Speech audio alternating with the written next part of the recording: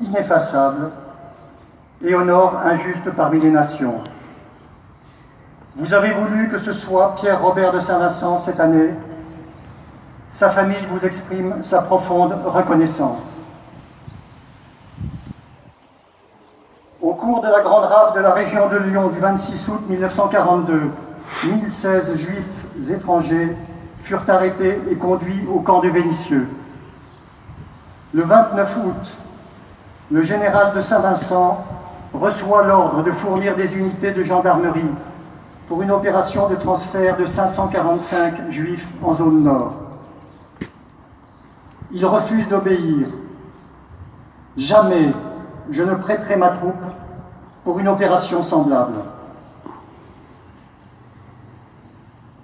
Très chère tante Bénédicte, vous étiez avec votre père ici à Lyon en ce mois d'août 1942.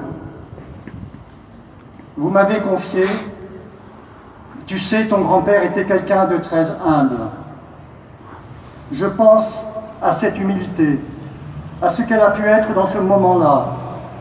Comment, parcouru par un doute si profond, il trouve la force de décider. Sa détermination et son courage ont été de dire non, et en disant non, d'affirmer la dignité essentielle de l'être humain. En soldat, il est entré dans l'organisation de la résistance de l'armée avec le général Frère, et son honneur fut de se battre pour les exilés proscrits, un combat qui n'a jamais cessé. Martin Luther King déclarait « Nous avons appris à voler dans les airs comme des oiseaux et à nager à travers les mers comme des poissons, mais nous n'avons pas appris à marcher sur terre comme des frères et des sœurs. » Oui, mais aujourd'hui nous pouvons dire aussi à nos enfants qu'à Lyon, en 1942, nombreux ont formé un front de refus. Ils ont empêché que des centaines de personnes partent à Drancy et qu'aucun enfant ne soit emmené. Nombreux se sont engagés dans des actions d'entraide.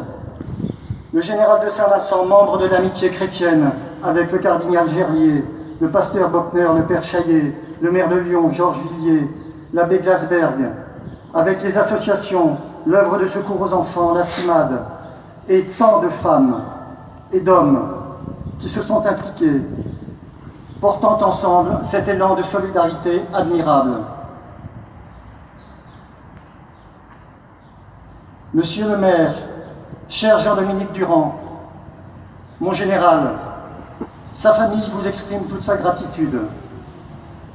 Merci de garder une place au général de Saint-Vincent, une place remarquable à côté du centre historique de la résistance et de la déportation, ici à Lyon, capitale de la résistance, qui porte cette mémoire des combattants exemplaires.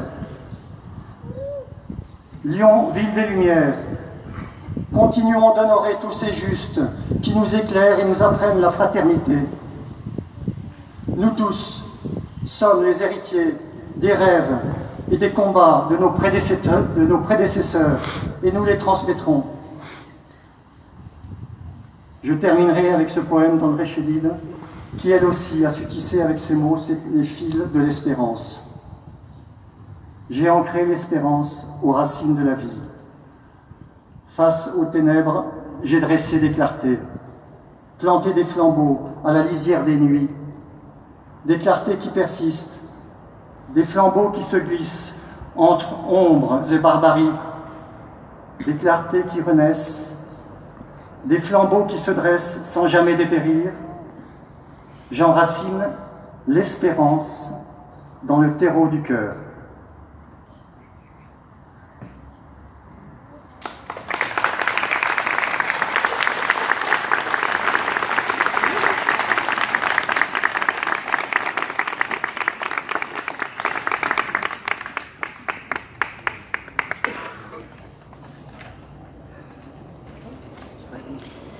Monsieur Pierre Castoldi, Monsieur